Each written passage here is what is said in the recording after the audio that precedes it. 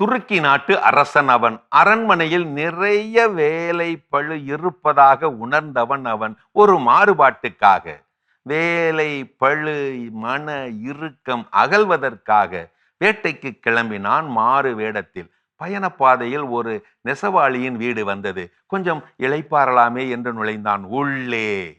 வீட்டு நெசவாளி நூல் நூற்று கொண்டிருந்தார்.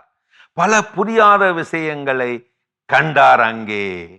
நூல் தறியில் பக்குவமாக அமர்ந்தபடி 2 கைகளும் தறியடிக்கும் வேலையில் சீரான ஓட்டத்தில் இருந்தாலும் அவரது இடது கையில் ஒரு கயிறு கட்டப்பட்டிருப்பதை கண்டார். அது எதற்கு கட்டப்பட்ட அந்த இடது கை கயிறு?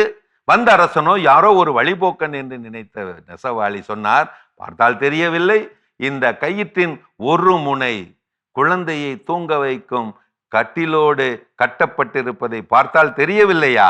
மறுமுனை என்னிடம் இருக்கிறது. வேலையோடு வேலையாக அவ்வப்பொழுது தொட்டிலை ஆட்டி விட்டு கொண்டே இருப்பேன். ஓ, நல்லதுதான். அதோ அங்கே வைத்திருக்கிறாயே ஒரு நீளமான குச்சி, அது எதுக்கு? வேலையில் நான் மும்முரமாக ஈடுபட்டபடியே, குழந்தையை ஆட்டிவிட்டபடியே அவர் சொன்னார். குச்சியின் மறுமுனையில் கருப்பு கொடி கட்டப்பட்டிருப்பதை பார்த்தீரா? மனைவி தானியங்களை வாசலிலே காய போட்டு இருக்கிறார். இந்த குச்சியை அவ்வப்போது நான் அசைப்பேன். அந்த கொடியை பார்த்துவிட்டு பறவைகள் அருகே வராது. சொன்னவரின் இடுப்பிலே ஒரு மணியை சொருகியிருப்பதையும் அப்போதுதான் கவனித்தார் அரசர். எதற்கு இந்த இடுப்பு மணி என்று கேட்க அவர் சொன்னார், தறி ஓட்டுவதில் சுணக்கம் காட்டாமலேயே அவர் இப்படி சொன்னார். வீட்டிலே எலி தொல்லைகள் அதிகம், சுற்றிலும் வயக்காடு அல்லவா, அவ்வப்போது இந்த மணியை எடுத்து அடிப்பேன். அது இந்த பக்கம் அண்டி வராது, நெல் மூட்டைகளை ஓட்டை போடாது. அதற்குத்தான். சொல்லி கொண்டிருக்கும் போதே ஜன்னல் வெளியே கவனித்தான். 4-5 சிறார்களின் தலை தெரிந்தது. யார் இவர்கள் என்று கேட்க, தறி வேலையில் என் கைகள் கால்கள் எல்லாம் வேலையாய் இருக்கும்போது வாய் சும்மாதானே இருக்கிறது. எனக்கு தெரிந்த பாடங்களை, பாடல்களை, அபியாசங்களை நான் சொல்லிக் கொடுப்பேன். நிறைய நீதி கதைகளை, அரச பராக்கிரம முட்டாள் மூடன் அறிவாளி கதைகளை எல்லாம் சொல்லி சொல்லி அவர்களை சிரிக்க வைப்பேன். அவர்களும் கேட்டு மகிழ்வார்கள், நன்னெறிகளையும் கற்றுக்கொள்வார்கள். அதற்கு ஏன் அவர்கள் வெளியேவே இருக்க வேண்டும்? உள்ளே அமர்ந்து பாடத்தை கேட்கலாமே, கதையை கேட்கலாமே. வேலையை எதுவும் விடாமல், அந்த கேள்விக்கும் பதிலை விடாமல் சொன்னார் அந்த நெசவாளி.